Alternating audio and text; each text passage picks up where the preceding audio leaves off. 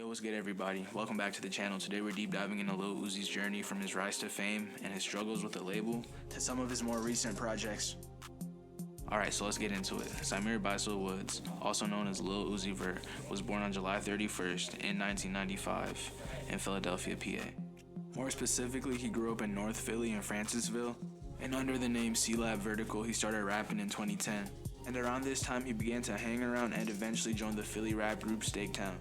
And the reason his name is actually Lil Uzi is because one of his fans was like, "Oh, you rap fast like a machine gun." Keep in mind, the reason he started rapping is because he heard his classmate freestyling over a Chris Brown beat. And him and that same classmate and some other people would eventually go on to make the rap group Steaktown.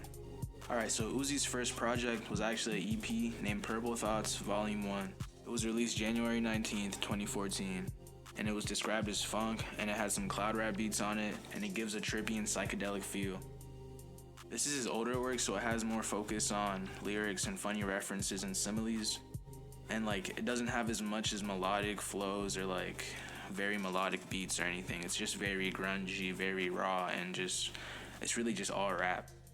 The EP is 8 tracks. The intro is an audio clip. It's spoken word from Gigi Allen saying, "Where other people stop, I accelerate. People say they're gonna do shit, they don't do it. I'm going all the way with it. The ultimate rock and roll sacrifice is death. When I die, I don't die. My soul goes on. It's another adventure. A violent death is exciting. Why do I want to get old and be nothing? Why do I want to be a boring human being? I want to do what I want to do. Get everything done as quick as I gotta do it. Get the fuck out of it. Go on. And then I can accelerate into the next life and still leave my blood here to be the blood of rock and roll, and it will still be here because I'll never go away. Even when I'm dead, I will become stronger on earth, and I'll become more powerful in the next life. There is no death. It doesn't stop the mission at all. The mission goes on and on and on. And people are so fucking stupid, and they don't understand that. They don't understand. They think, "Yo, you're all that stupid." You're fucking wrong. You're stupid for getting fucking old and boring and ignorant, just like the people on the jury that convicted me. I don't want to be like you. I don't want to be part of your fucking boring world. I want to do what I want to do.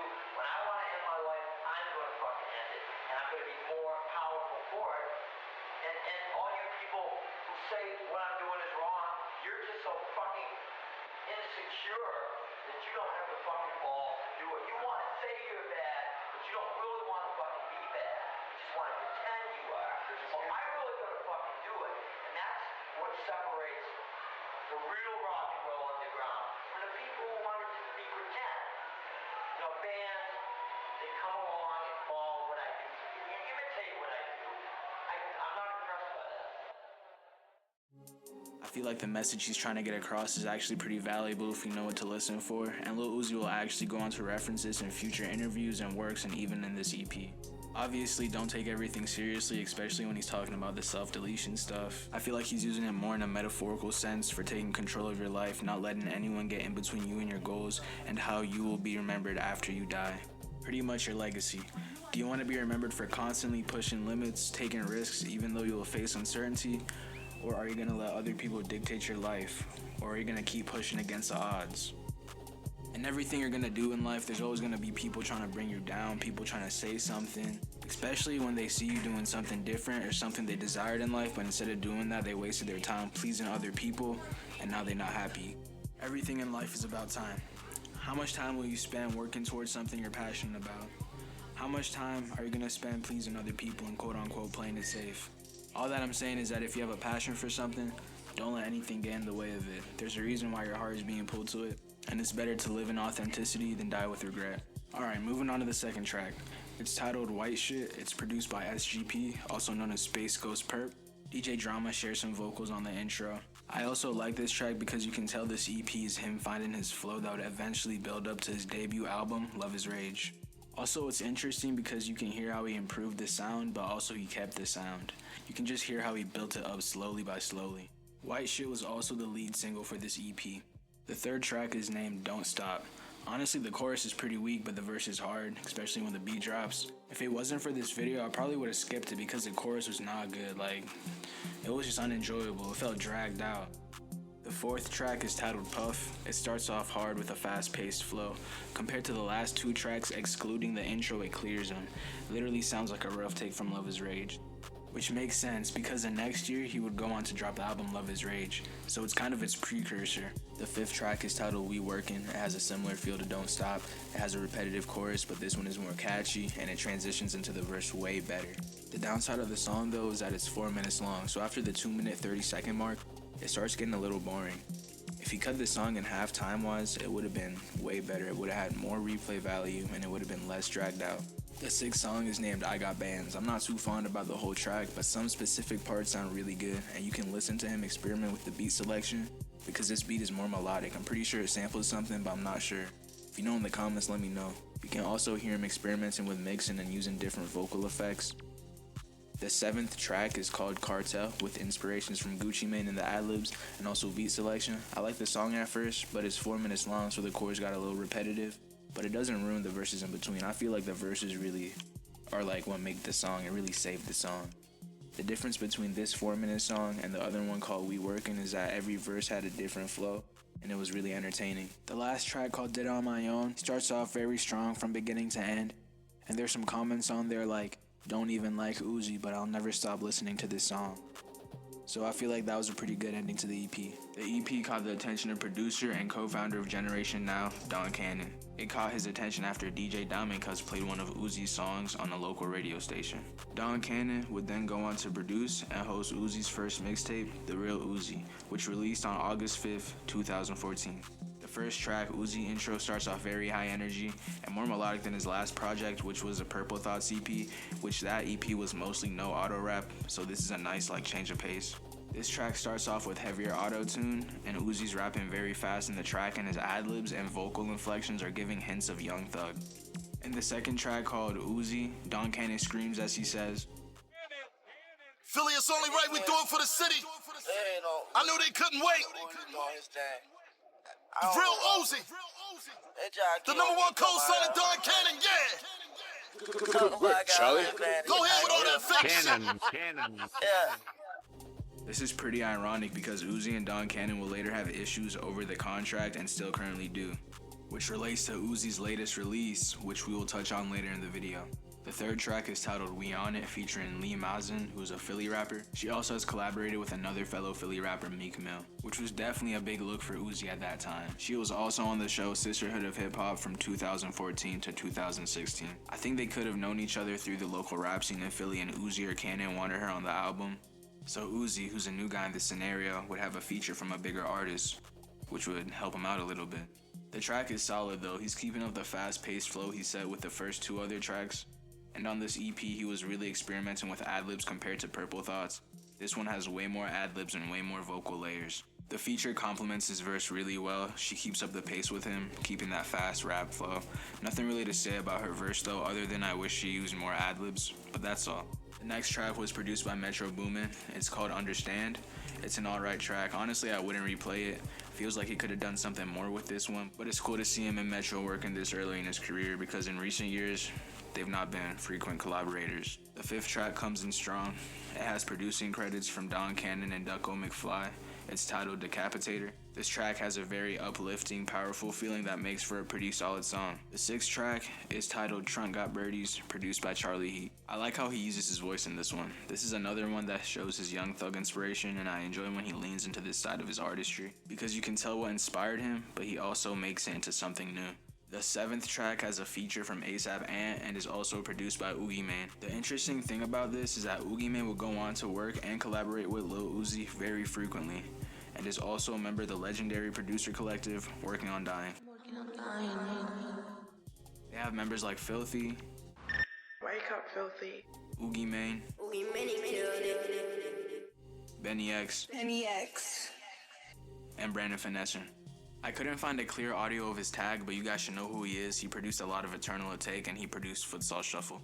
Oogie Mane met Lil Uzi Vert in 2013 while they were freshmen attending Northeast High School. According to the Fader, it was Lucy Man who came up with the name Working on Dying. It was at one of the most darkest times in his life. His father just recently died of cancer and he just turned 18. He goes on to tell us a story about how one night he was drinking and driving and he sat back and thought, shit, I'm really working on dying right now. This talented group of artists would go on to help Lil Uzi create one of his most anticipated albums, Eternal Atake. Alright, so now that I got you guys caught up with the lore, let's get back to this album. So the 7th track is Whippin'. It has an ASAP Ant feature and it's produced by Oogie Man. Just to remind you guys in case you forgot, that's what I was talking about. Personally, I think it has a pretty lazy chorus because he's just repeating the same thing over and over again. It's pretty catchy though, honestly, but his vocals could have been better, maybe with some more energy or singing it in a different way. The verse from Uzi is solid though. Honestly, I like the features verse more. It was mixed better and I feel like he flows better. Which is a given because at this point, ASAP Ant was a more established artist than Lil Uzi, and this would actually help him a lot by giving him a big look from ASAP Mob. Uzi would later go on to feature on the ASAP album, Cozy Tapes Volume 1. It was released on October 28th, 2016. He would feature on the track Runner, and it would be another collaboration with Uzi and ASAP Ant, which in turn would help Uzi establish himself among his more prominent peers. The 8th track, Senor Guapo, produced by Charlie Heat, really shows you Uzi finding his sound. This is the most melodic track I've heard between this project and Purple Thoughts Volume 1. This song sounds like something you'd hear off of Lil Uzi Vert vs. The World. It's my favorite from the project so far, and it seems like it was other people's favorites as well, sitting at over 1 million views on SoundCloud currently. And compared to the other tracks on this mixtape, it's one of the most streamed. The 9th track, titled What You Off, starts off crazy. The beat is a mix of like dark trap and like some electronic sounds in there. If he dropped this song today with a revised mix, it would sound like a brand new song. It's a very timeless sound. This is another one of my favorites off the album. I like how he didn't drag it on for too long.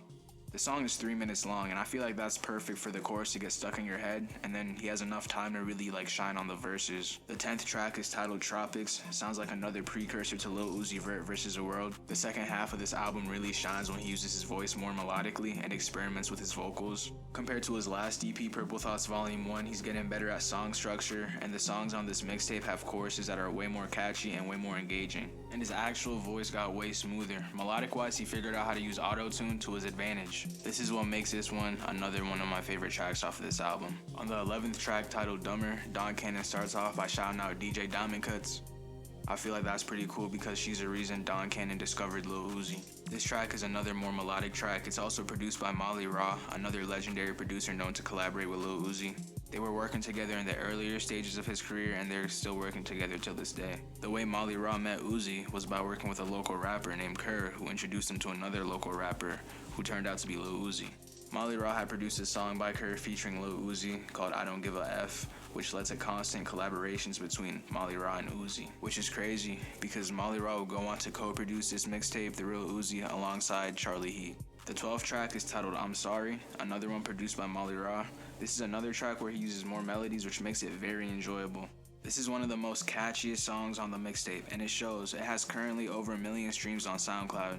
The 13th track is titled Asian Chicks, and in this song you can tell he's going back to his harder rap style. The song also has a feature from an artist called Gilly the Kid, who's another Philly native. He emerged in the game via North Philly rap group Major Figures, and this rap group would actually go on to inspire other artists such as Meek Mill. The feature does a good job of matching Uzi's energy and keeping up the pace throughout the song. I find this track interesting though because it's an intersection of old meeting new, and I feel like it mixes really well and it gives Uzi a great look from a Philly legend. The 14th track, titled I Don't Know Nothing, is an okay song. The beat could have been more entertaining, but vocal-wise I feel like he executed very well. Production could have been better, but I feel like the simplicity of the beat is what made him be able to flow how he did on the track. The 15th track is titled Plugged In. The beat is nice, but I don't really like what he did with his vocals on this one. This one's not really for me. It's one of my least favorite ones on the album so far. The verse does get better throughout the song though, but it's not enough to carry the song. The 16th track is titled Like 50. It's another hard hitter. The beat was produced by Molly Raw. It sounds like another song off of Luv Is Rage, which makes it pretty nice. The last track is titled Trappin' Work featuring Kerr, who was actually the way Uzi met Molly Raw if you remember earlier in the video. And also this track is produced by Molly Raw, and I feel like it's cool how all of them came together on the very last track of his first mixtape. Uzi goes crazy on the verse on this one, and the beat keeps the energy high as well. This is probably my favorite chorus he did on the album. It sounds the best and it sounds the cleanest. Kerr comes in with very high energy and he keeps the track moving fast. I like how he transitions between their verses. It was very smooth. And this is probably my favorite feature on the album / mixtape, whatever you want to call it. And since this is a deep dive, let's go into Kerr's background a little bit. So Kerr achieved over 100 million independent streams before signing a record label deal with Dream Chasers, which is Meek Mill's label under Roc Nation and Republic Records. So that's a little bit of history on him. After the release of The Real Uzi, Uzi signed a record label deal with Atlantic through Generation Now, which is ran by DJ Drama, Don Cannon, and Leighton Morrison. After Uzi got signed, he got a feature alongside Rich the Kid and A$AP Ferg on Carnage's single, What Do You Want?, released on January 27th, 2015. If you've been an Uzi fan, you know this is a classic, and it's kind of ironic that Uzi and Rich the Kid will be on this song together because they would later go on to have issues in the future, where Rich the Kid would troll Lil Uzi saying, "That's why you should have signed to Rich forever." And this is while Uzi was being very public about his record label issues. Uzi would reply, "Boy, I'm not signing for 20 racks. In the current times, they've been able to move on and make amends." And after they released that song, Uzi would go on to release several other songs on SoundCloud, including No Wait, which is a song produced by Metro Boomin and Southside, and Pressure, which is produced by DJ L, which is a collaboration with Lil Durk. Honestly, I didn't know about this song. I like how they sounded together on it also, and I like it more than No Wait because it's more fast-paced and entertaining. This track is solid though, definitely a good start to their collaborations because they would go on to collaborate again on Uzi's album, Lil Uzi Vert vs. The World 2, and the song was called No Auto. It was a very solid track, and that's what I originally thought was their first collaboration, but I also know they collaborated on Lil Durk's OTF album, and that song was pretty hard, but I forget the title of it. During this single run, he also dropped Dej Loaf, produced by Hydro Beats, which is another hard track. If I were to rank these singles, I would put Pressure first, Dej Loaf second, and No Wait third. Uzi was also featured on Fall Out Boy and Wiz Khalifa's Boys of Summer tour in August 2015.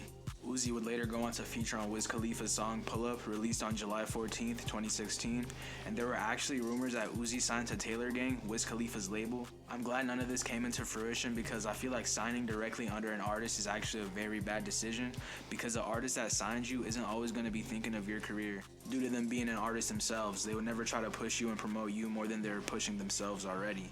After the Boys of Summer tour in August 2015, Uzi would then go on to release his second mixtape on October 30th, 2015, titled Luv Is Rage, which is another classic in the Uzi discography from tracks like Safe House, Super Saiyan, 7 AM, Top, All My Chains, Belly, New York Nights at 21, Enemies, and Paradise.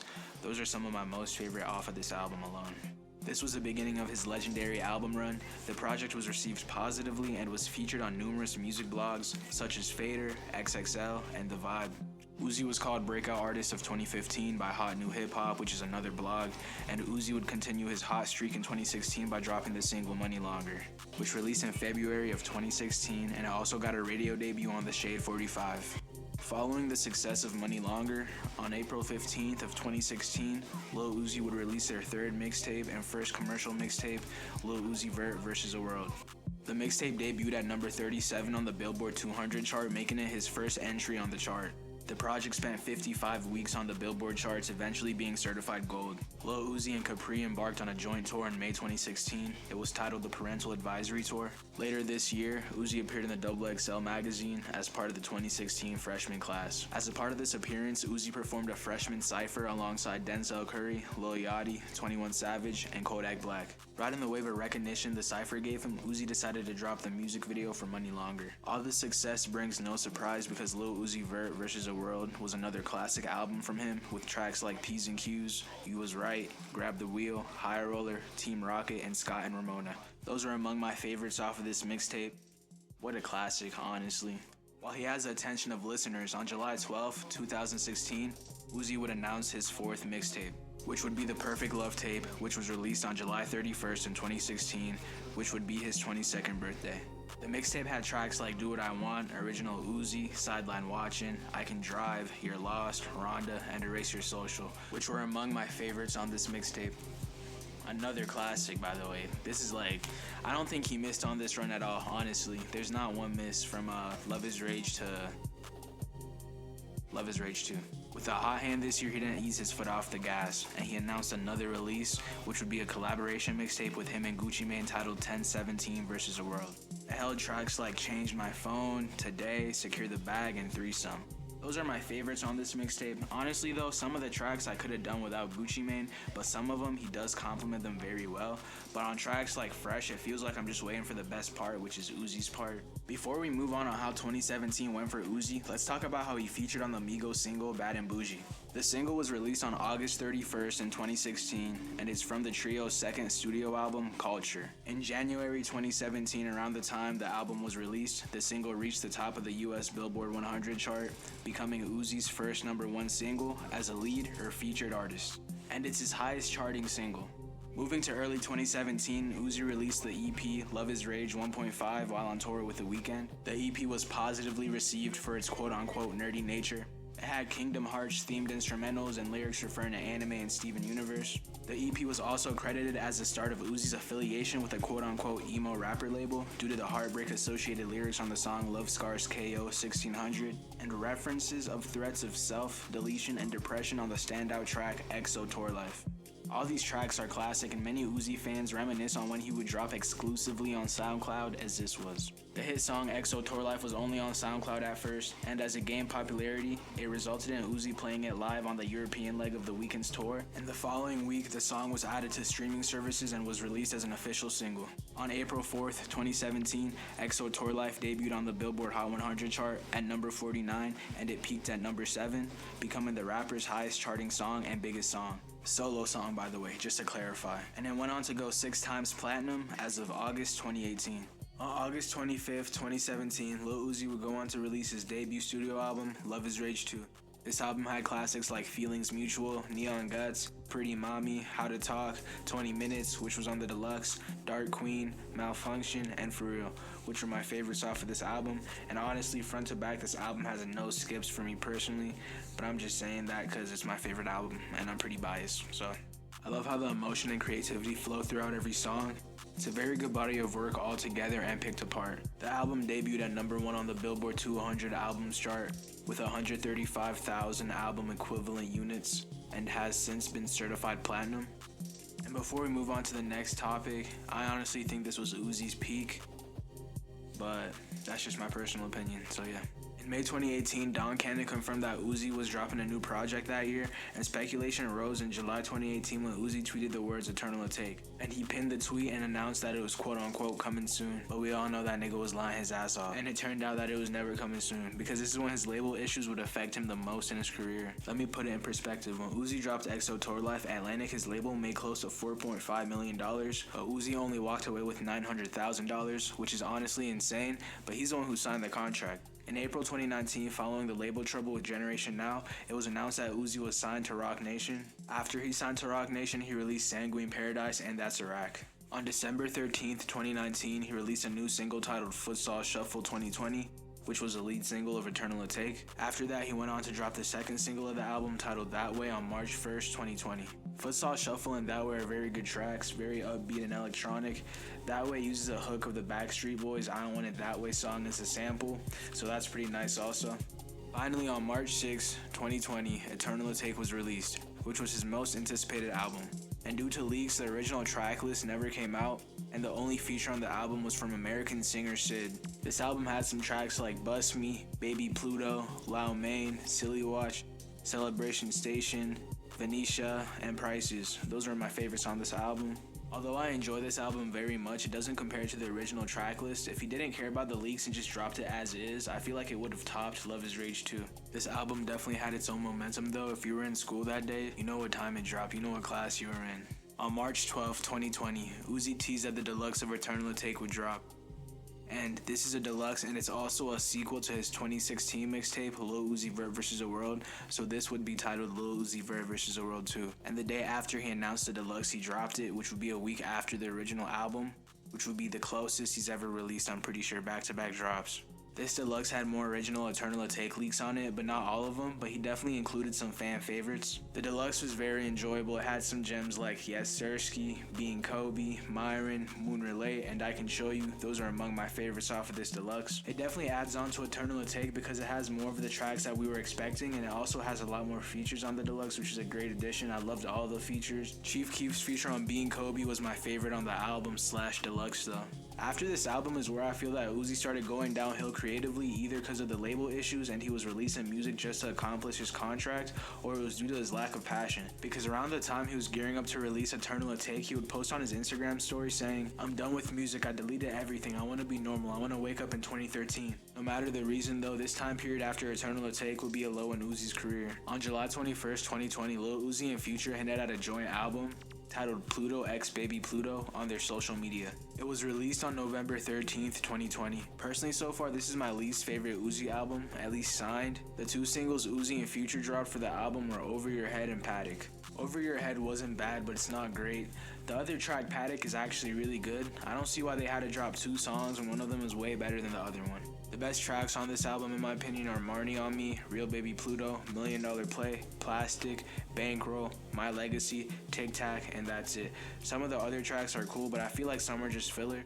If it was an EP like the Gucci Mane one with a couple more songs, I feel like that would have been perfect. Another long wait in between projects would happen during this time period, but on June 30th, 2023, Lil Uzi Vert released a highly anticipated album, Pink Tape. The album contains features from Travis Scott, Nicki Minaj, Bring Me the Horizon, Don Toliver, and Baby Metal. This album was decent. It has some very solid tracks, but also some very questionable tracks, especially the covers he did of rock songs. Not because I dislike the genre, I just think the originals sound better, and putting them on the album was kinda useless in my opinion. Besides that, my favorite tracks are Flooded the Face, Suicide Doors, Died and Came Back, Spin Again, That Fire, I Gotta, Fire Alarm, Pluto to Mars, Days Come and Go, and Rehab. The bonus tracks are songs that Uzi fans have been waiting for a long time. They were pretty good, but they've been leaked on SoundCloud for over 2 years, so if he just replaced them with newer songs, I wouldn't have minded at all. I feel like this album was definitely a step forward from Pluto X Baby Pluto. If we remove the rock covers and some of the filler tracks, we have a pretty solid body of work. And even the filler tracks were good, they weren't bad, but they were just really repetitive and heavily leaning into the production, so it kind of just came off lazy on Uzi's part a little bit. But it's nothing horrible. I also feel like if he dropped this album and branded it with the Forever Young idea and rolled it out that way, it would have stuck better with fans. The Pink Tape name didn't really feel as connected to Uzi as his other projects did, and I think it's because during this time a lot of other artists were using pink for their album theme. For example, Sofago dropped an album around this time called Pink Hearts, and Young Thug had an album called Punk, but the aesthetic for it was all pink and the cover art was mostly pink as well. Also, I feel like the album cover was pretty bland for a Uzi project. It's just him standing in front of a pink American flag with a pink jean jacket. The alternate cover he posted for it honestly would have been one of my favorite covers of his. It was really colorful and unique, and honestly it was different than all of his other covers, but it still gave off that Uzi vibe. That's what I like about it. Also, the reason it felt like this album didn't mean that much is because right after he dropped the Pink Tape, he would soon move on to teasing Luv Is Rage 3, and it felt like he just wanted to move on to the next thing so fast he barely let his fans sit with what he just released. That nigga wildin', bro. I don't know if y'all know, but I'm in the mix. I'm working on Luv Is Rage 3 right now.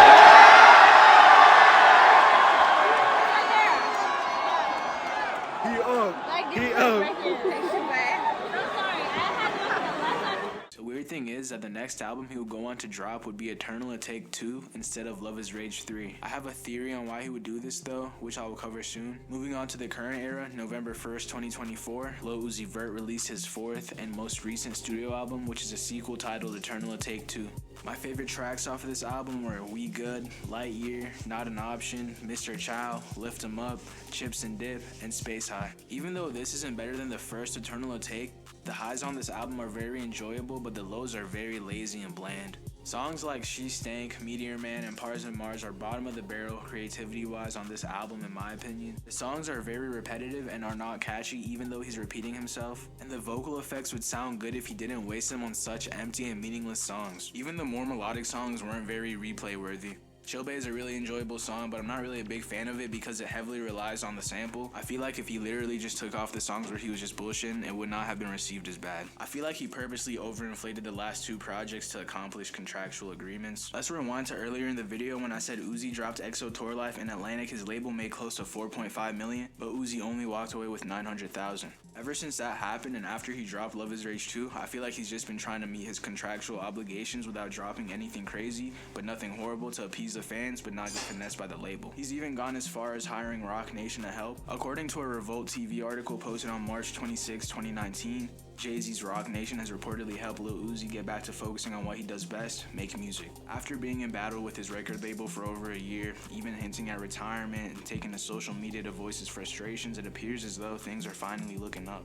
Rock Nation stepped in to work out some of the legalities behind the scenes, including working out a negotiation that would allow him to drop his highly anticipated album, Eternal Atake.